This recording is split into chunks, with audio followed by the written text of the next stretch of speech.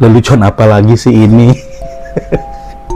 Ini mah bukan demi makanan bergizi, ini mah demi kelancaran bisnis. Hentikan program MBG sekarang juga. Ini bukan kesalahan teknis tadi sudah disampaikan, tapi kesalahan sistem di BGN. Kejadiannya MBG tetap ada saat libur Nataru, siswa bisa ambil ke sekolah.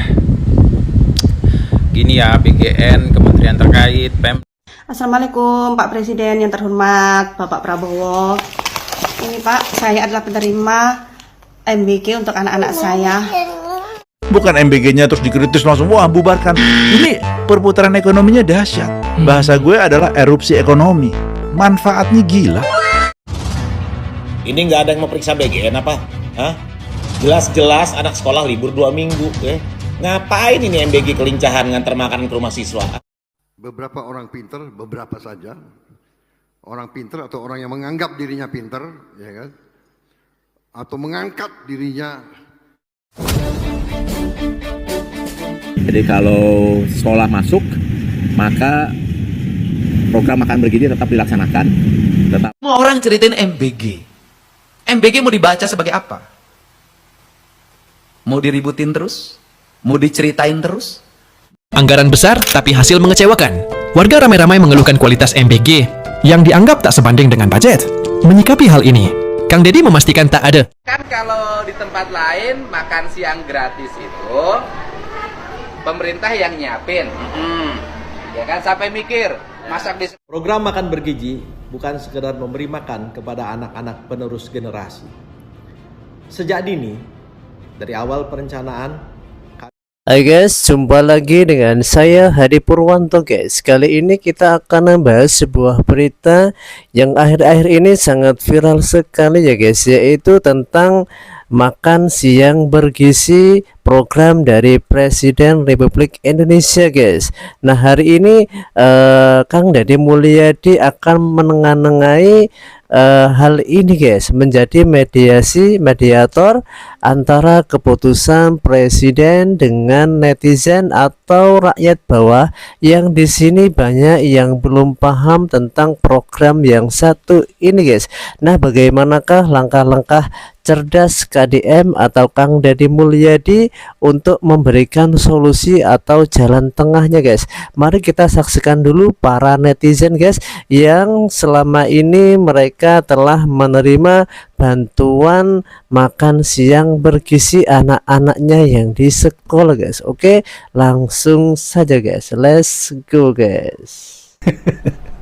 Lelucon apa lagi sih ini?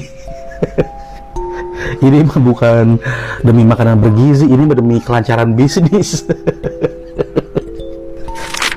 Apapun dilakukan untuk lahan basah. Kenapa nggak diliburin sih?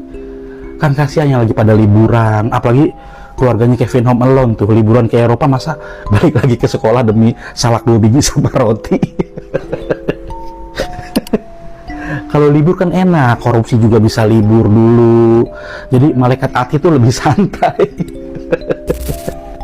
Aduh, bener-bener gak waras pada. Bener-bener dipaksain banget nih program. Kayaknya besok kiamat petugasnya lagi sibuk ngerebus telur dah. Nggak kenyang-kenyang ngabisin anggaran negara. hentikan program MBG sekarang juga. Ini bukan kesalahan teknis tadi sudah disampaikan, tapi kesalahan sistem di BGN. Karena kejadiannya menyebar di beberapa daerah. Satu itu, hentikan program MBG sekarang juga. Kedua, lakukan evaluasi total sistem tata kelola MBG yang dikendalikan oleh BGN. Karena BGN ini di bawah Pak Presiden, maka Pak Presiden ini bertanggung jawab untuk melakukan evaluasi secara total sistem dan tata kelola MBG di BGN itu. Lalu ketiga, utamakan keselamatan anak di atas ambisi politik dan target program. Jadi jangan jadikan anak itu jadi target program politik yang akhirnya malah menyampingkan keselamatan anak dan tumbuh kembang anak. Tadi sudah disampaikan oleh para dokter, para nakes bahwa ternyata MBG tidak hanya mencederai. MBG tetap ada saat libur Nataru, siswa bisa ambil ke sekolah. Gini ya, PGN, kementerian terkait, Pemda juga, Pemda yang ngawasin ya. Barangkali pada nggak punya anak usia sekolah kali ya. Anak kami libur, bukan mau di rumah aja. Kami bawa lah jalan-jalan entah kemana, dan aku sangat amat yakin tuh, sangat banyak yang demikian juga tuh. Karena aku pun secara langsung tahu mereka pada bawa anak-anaknya liburan, entah ke tempat kakek neneknya, entah keluar kota, keluar negeri, bahkan tuh ada yang keluar negeri, entah liburan kemana aja lah. Lalu orang lagi di luar kota disuruh ngambil ke sekolah gitu, Kalian itu kalau buat sistem, buat aturan dikaji dulu nggak sih? Siapa yang mengkaji? Kalau orang-orang yang mengkaji adalah orang-orang yang sama yang dapat cuan dari sistem tersebut, maka dapat dipastikan sistem atau aturan itu tidak akan efektif dan efisien karena di otaknya cuman cuan aja. Ini libur 2 minggu, sehari anggaran itu 1,2 triliun, 2 minggu udah berapa? Nggak bagus dialokasikan untuk yang lebih berfaedah gitu. Lebih ridho pun kami budgetnya itu dialokasikan untuk yang lagi kena bencana tuh. Toh APBN juga, uang kita juga. Toh makanan itu gitu nyampe sekolah, beberapa nggak diambil sama si anak, jadi mubazir. Ini barusan ku tanya ke sekolah, ternyata memang nggak bisa tuh diwakilkan sama temennya tuh untuk orang lain. Orang lagi di luar kota, disuruh bolak-balik hanya untuk MBG kalian itu aja gitu. Kemarin siapa yang sok cakap efisiensi, teriak efisiensi, ini ada momen efisiensi, nggaknya kalian manfaatkan. Berhemat kalian, negeri kalian nih lagi banyak kali bencana. Bukan cuma di Sumatera ini aja, provinsi lain juga pada banjir tuh. Allah sebegitu negurnya kalian, udah sebegitu menegurnya, kalian nggak nyadar juga gitu. Segitu cuannya rupanya proyek itu sampai sayang buat diliburkan. Dasar pejabat pesong. Nah itu sebagian netizen guys ya, yang mungkin geram dengan program yang satu ini guys ya. Assalamualaikum Pak Presiden yang terhormat Bapak Prabowo. Ini Pak, saya adalah penerima MBG untuk anak-anak saya. Kalau saran saya Pak, udahin aja Pak. Saya tahu Pak, saya berterima kasih Bapak menepati janji Bapak melakukan makan gratis untuk anak-anak, tapi yang di bawah itu jadi lahan basah Pak. Ini dapat 2 hari Pak, 2 hari. Ini isinya kayak gini Pak. Ini roti. Ini berapa ya? 1.500. Nah berarti ini kalau beli banyak ini 1.750. Dah ini berapa? 4.250. Terus ini apel yang asem banget, ini buat jus ini Pak. Ini 1.000 aja Pak ya. Ini ambil 1.000, 1.500. Tadi berapa? 4.750. Tadi 1.750 sama 1.500, 4.250 sama ini 5.000 Pak. 5.000 ini Pak dapat ini tahu kres ya kalau nggak salah. Ini sih 3 biji Pak. Ini 1.000 Pak. Jadinya 6.000 Pak. Jadi satu paket ini 6.000 Pak. Bayangin deh Pak, kalau dari atas 15 turun ke bawah cuma 6.000. Terus ini yang 2. Ini Tenggo. Dah lebih banyak 5.000. Ini keripik tempe 3 biji Pak, 1.000, 6.000. Terus ini klevo 2,5, 8,5. Sama ini Pak, ini salah, ini 500 lah Pak. Udah Pak. Aku gini loh Pak. Kita berterima kasih, tapi ini kayak korupsi yang sangat kelihatan Pak. Ini kebangetan lah Pak. Minimal dari 15.000 itu ambil 11.000 apa 10.000 untuk dibelanjakan. Kalau ini parah sekali. Memang nggak semua SPBG-nya kayak gitu sih, tapi ini pas dapatnya kayak gini Pak. Mending dialokasikan untuk yang lain Pak, untuk kesehatan gratis atau apa aja gitu Pak. Bukan MBG-nya terus dikritis langsung wah bubarkan. Ini perputaran ekonominya dahsyat. Bahasa gue adalah erupsi ekonomi. Manfaatnya gila. Keluarga daripada karyawan SPBG, pencucian ompreng, tukang masak, tukang supir, plus keluarga daripada karyawan tukang ayam, tukang buah, tukang beras, tukang sayur, segala macem. Kan dia menerima manfaat ekonomi dari situ. 15.000 rupiah kan? Iya, MBG. Yang 2.000 perak itu larinya ke investor, which is pengelola dapur lah, buat bikin dapurnya kan? Iya. Tapi kalau dilihat dari yang tadi itu nggak sesuai dengan yang diomongin ini guys ya. Jadi yang katanya ada daging ikan, ada daging ayam, ada buah-buahan. Pokoknya menu bergizi, yang tadi itu sama sekali nggak ada gizinya guys. 2.000 rupiah. Yang 3.000 itu kan buat karyawan. Oh iya, OPEX. Iya kan? buat karyawan, artinya buat rakyat. Ada 10.000 lagi kan sisanya. 10.000 itu tukang buah, tukang ayam, tukang beras, ada di situ semua. Kan mereka punya karyawan, mereka kan UMKM. 86% dari uang 15.000 itu kembali kepada rakyat. Kalau presiden naruh 100 triliun, artinya 86 triliun uang APBN turun kembali kepada rakyat. Wow. Untuk perputaran ekonomi. Perputaran untuk dia kasih ke istrinya, ke anaknya. Benar. Jangan lupa, hanya 45% anak Indonesia yang mendapatkan asupan protein hewani. Itu datanya.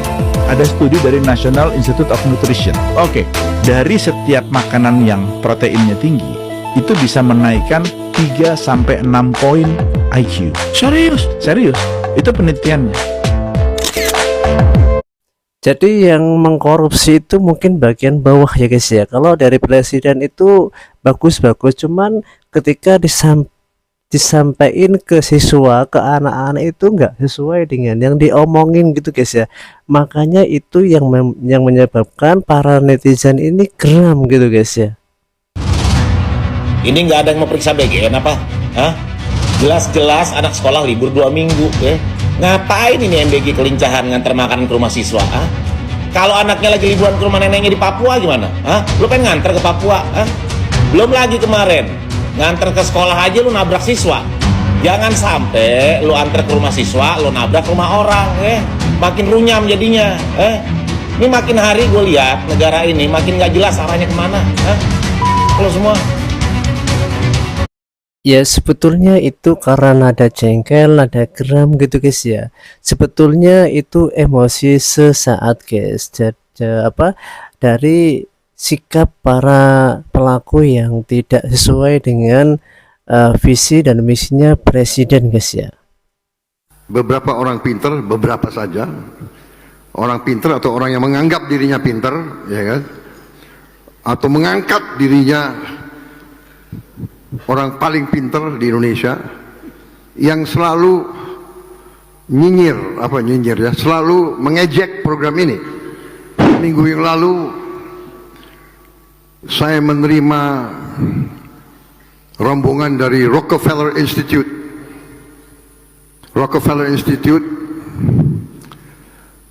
yang sudah bekerja 100 tahun di bidang pangan, di bidang program anti kelaparan dan anti kemiskinan, dan dia mengatakan program yang sedang dijalankan oleh Indonesia ini menjadi perhatian seluruh dunia.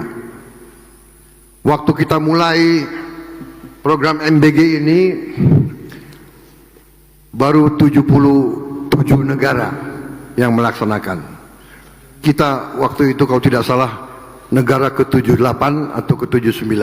Sekarang sudah ada 112 negara, dan sebagian besar ikut contoh kita.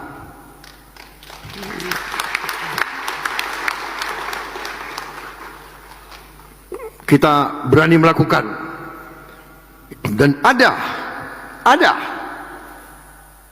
beberapa orang pinter, beberapa saja orang pinter atau orang yang menganggap dirinya pinter, ya kan, atau mengangkat dirinya orang paling pinter di Indonesia, yang selalu nyinyir ya, selalu mengejek program ini dan selalu mengangkat-angkat kesulitan atau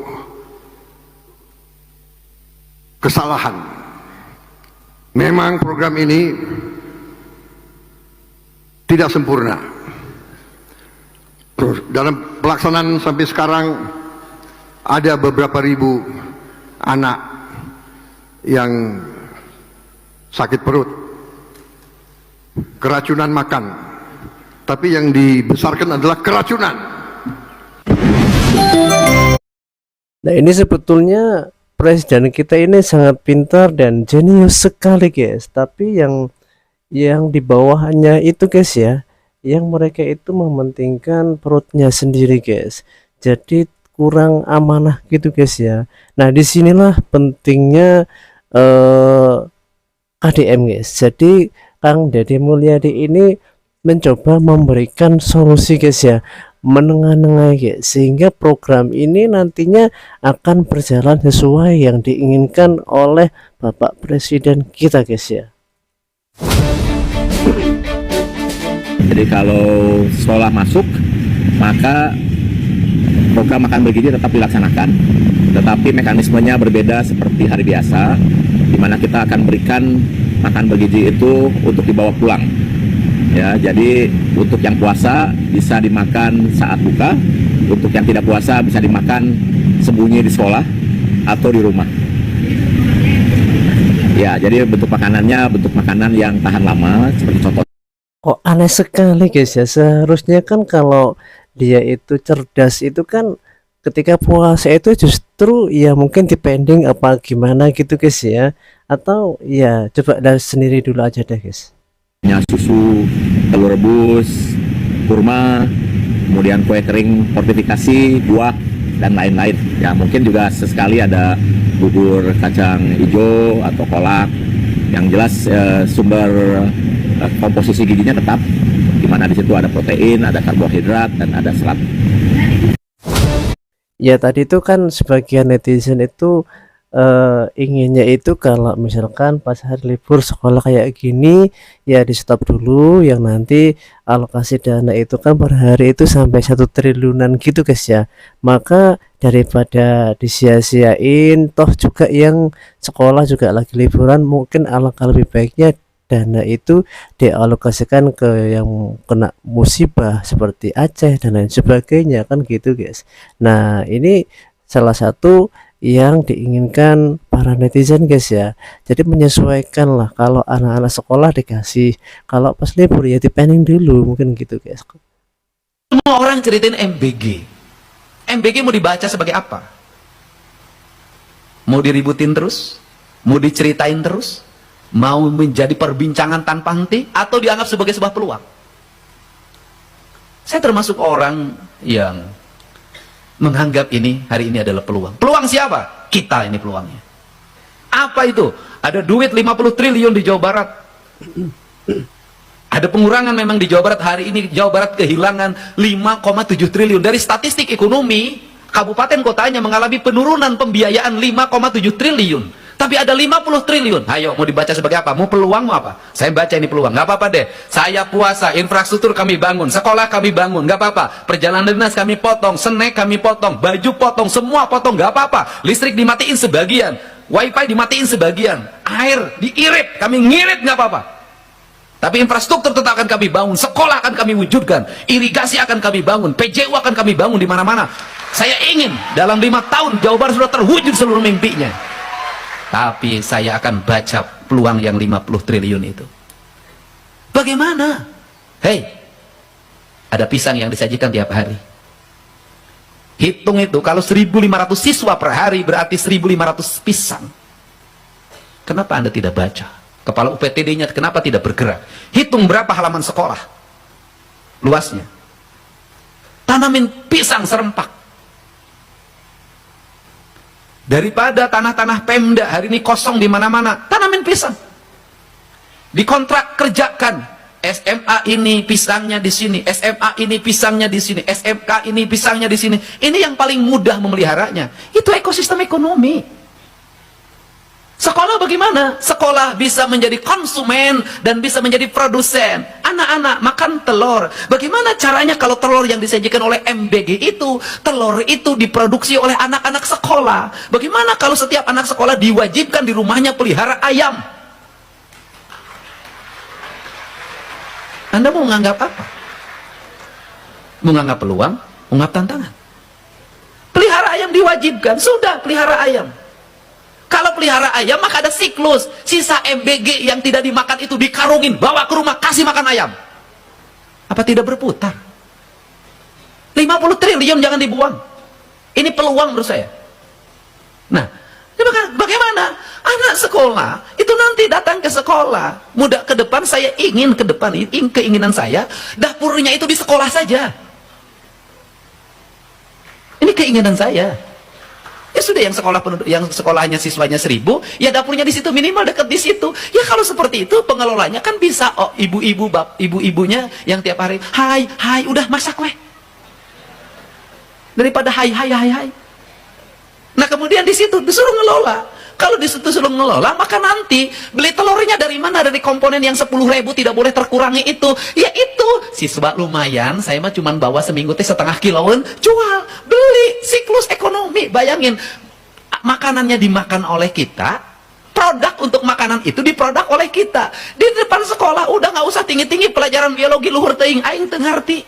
Nges, keberhasilan biologi cuma 1 aja melak tomat sukses, berarti biologinya sukses.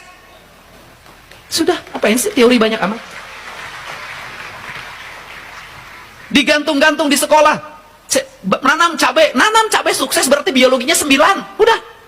Buat apa biologi 9 si cabai meli? Di sekolah, nanam terong, sayur, kacang panjang, semua sekolah penuh. Pulang sekolah, geus eta we, lesna eta we. Ayo gerakin. Bayangin, Pak. Sekolah jadi hijau, sayurannya diproduksi, dibelinya oleh dapur MBG, dimakannya oleh kita. Ingat, duit itu tidak lari jadi siklus ekosistem ekonomi. Kemudian kalau setahun 50 triliun, tahun depan berarti 4 tahun ada 200 triliun uang berputar di Jawa Barat, siklusnya muter, tidak pergi keluar. Saya yakin ini negara makmur ini. Asal kita mau baca ini peluang.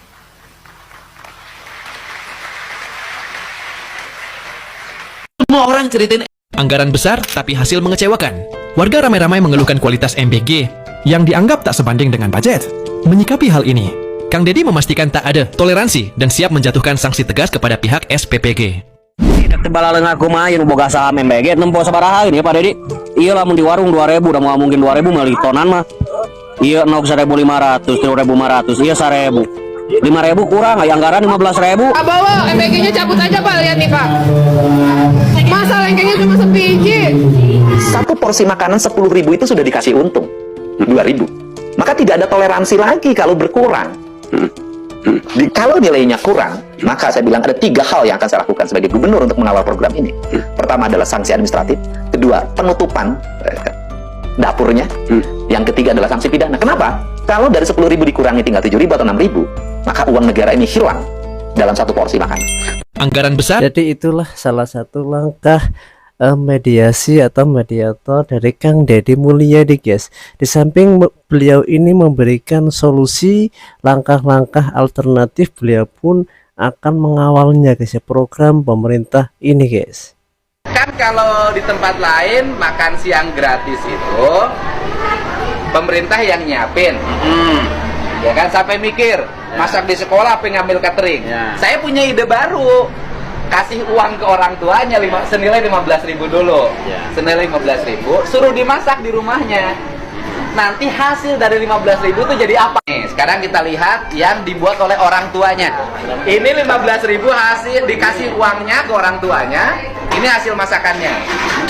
Nah, ini saya ngasih uang 15.000 pada ibunya, dimasakin di rumah. Ini hasilnya. wadah bawa sendiri. Tempatnya bawa sendiri gratis. Kualifikasi yang terbaik adalah berikan uang pada orang tuanya. Ini cukup nggak untuk anak-anak? Cukup, Pak. Jadi komponennya jangan pusing-pusing kayak pendekatan proyek. Berikan uang pada orang tuanya, suruh orang tuanya menyiapin makan buat anaknya dalam setiap hari. Ini gagasannya Deddy Mulyadi ya, karena orang ribut makan siang gratis. Gagasan saya itu, karena saya udah nerapin ini lama. Saya akan subsidi selama 1 bulan. Bulan puasa. Hah? Bulan puasa. Libur. Iya, sampai puasa kapan? Oh, cuma 4 hari. 4 hari. 679 saya subsidi 15.000 per hari sampai awal puasa.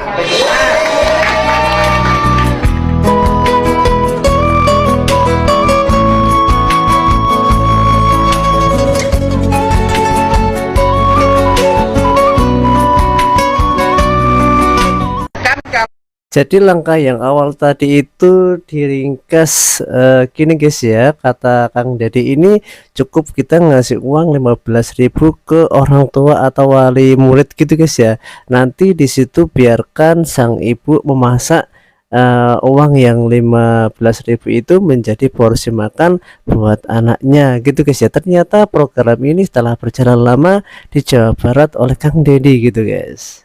Program makan bergizi bukan sekedar memberi makan kepada anak-anak penerus generasi. Sejak dini, dari awal perencanaan, kami sudah membangun sebuah sistem justru untuk menghindari terjadinya korupsi. Kami tidak ingin program yang demikian mulia ini hancur karena terjadinya korupsi. Oleh karena itu, awasi setiap menu yang disajikan setiap hari. Apakah sesuai dengan takaran gizi? Apabila tidak, kritisi. Karena apabila dibiarkan, itu akan bisa menjadi bibit-bibit terjadinya korupsi. Dalam program makan bergizi, korupsi bisa dilakukan oleh siapa saja. Oleh supplier, oleh mereka para pelaksana di lapangan, bahkan oleh pihak perencana. Oleh karena itu, awasi betul setiap hari, kritisi bagaimana takaran gizi yang disajikan, karena itu dapat mencegah korupsi. Makan bergizi adalah hak anak Indonesia. Mari kita awasi bersama, jangan sampai hak ini dirusak karena terjadinya korupsi. Awasi setiap takaran, apakah sesuai dengan standar gizi. Apabila terjadi korupsi, lakukan perlawanan dengan memberikan informasi. Jadi benar sekali yang dikatakan dari Bapak Sony Sanjaya ini guys ya, selaku Wakil Kepala Badan Gizi Nasional guys. Tapi menurut saya pribadi, ide dari Kang Deddy tadi itu lebih simpel dan lebih praktis gitu guys ya. Jadi biarpun tidak diawasin itu, kalau uang itu dikasihkan ke ibu pasti akan mendapatkan pengelolaan yang lebih baik dari yang sebelumnya gitu guys ya. Kira-kira menurut kamu gimana guys? Silahkan tulis komentar kamu di kolom komentar guys ya. Sampai jumpa di waktu yang akan datang guys. See you next time guys.